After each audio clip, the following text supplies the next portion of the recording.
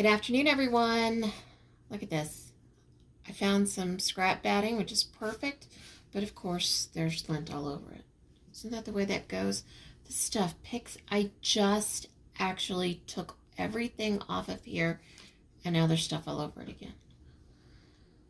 It's like a magnet. Okay, anyway, I have my backing cut out. Need to sandwich this so that I can quilt it.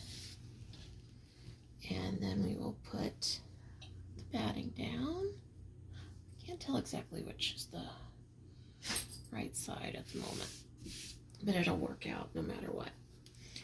And here we go. This will give me plenty of room. Now I'm not going to use spray based, which I normally use when I'm doing bigger quilts, but for something this tiny, I'm just gonna do some straight pins because I will be taking it out, the pins out as I quilt probably, so they really just don't need to, it doesn't need to be pinned that much. And I was taught that if you're going to pin based, try to get the pins to be pointed outward. That way you're not bunching up the quilt, which leads to those terrible puckers when you're machine quilting. And I will be machine quilting this. So, and I'm not going to do much quilting either. It's a very small piece, and I'm concerned that if I do too much quilting, it will actually take away from the car, which is supposed to be the star of the show. So I'm just going to do some basic in the ditch around the car and around the border, so it shouldn't take me long at all. And if you're asking, okay, well, where are the tires? The tires are going to be made from buttons, and I have those, but I'm going to put that on after it's quilted. Maybe even after I bind it, just so that they don't get in the way, because it'll still be pretty close to that, and I don't want to have to fight with those. Okay. Couple more and I will be good to go on this. I don't know how much I'm going to get accomplished on this project today. I really want to get a lot done. We'll see how it goes. Okay, it is sandwiched, it is pinned, and now I'm going to quilt it, and so I will be back after that is done. All right, the quilting is done. A little simple, a little basic, doesn't really matter. You can see it a little bit right here if you look. I always enjoy looking at the quilting on the back.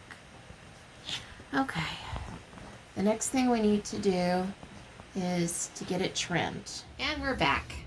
She's all trimmed, and now I'm going to work on making the binding. A couple of things. If I'm not going to do a complicated binding, or if it's not something with stripes that I want to be in a certain direction, I will not bother doing a bias binding. I will go ahead and cut the long strips because it will actually have plenty of give for just your straight sides. So that's what I'll do. And I will be doing the folded over, and a lot of people do that at, I think, 2.5 and 2 1/4, and I think I usually do mine at about 2, and that seems to be plenty big enough. So there's no reason for me to use excess fabric when I don't need to. I will cut the strips and I'll be back. All right, I think we're only going to need 2 strips to do the entire binding because it's not very large.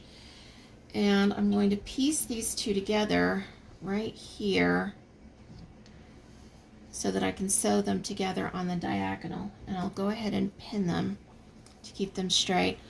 I know that some people, when they do it, they have it completely flush on with the edges. But I find for me, being able to see right there guides me for my stitching line. And if you're concerned And don't poke yourself like I just did. Fortunately, it didn't hurt. If you're concerned that you won't be able to to sew a straight line right there, go ahead and take a ruler and just mark it. All right, I will be back after this is sewn and trimmed. And here we have it. It's pieced together. As you can see when you open it, we've got it trimmed. When you open it, it's one nice line. And this is one of the few times that I will press my seams open. That way when they get all folded, they're not nearly as bulky. All right, the next step that I have to do is take this, fold it over, and press it in one long strip in preparation to be sewn onto the front of the quilt. I will be back when it's time to get that done. All right, we have the binding, and we are going to add it to the front of the quilt. We are only going to pin and sew one side at a time, a half a side for this part, because we're going to be joining this later. I've left myself a long tail to help join when I come around, and I'm going to be sewing 1/4 inch along the edge, right about here.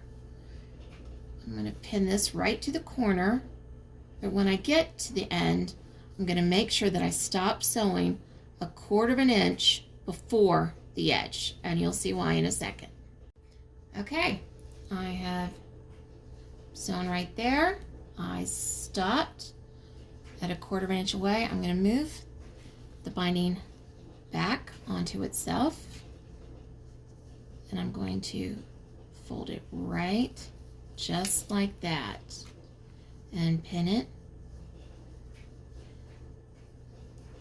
Then I'm going to continue to pin this side and do the same thing all over again that I did right here as I go all the way around, and I'll be back when I'm finished with this to show you how to join the pieces together. Okay, that's all done, and now it's time to piece these two together.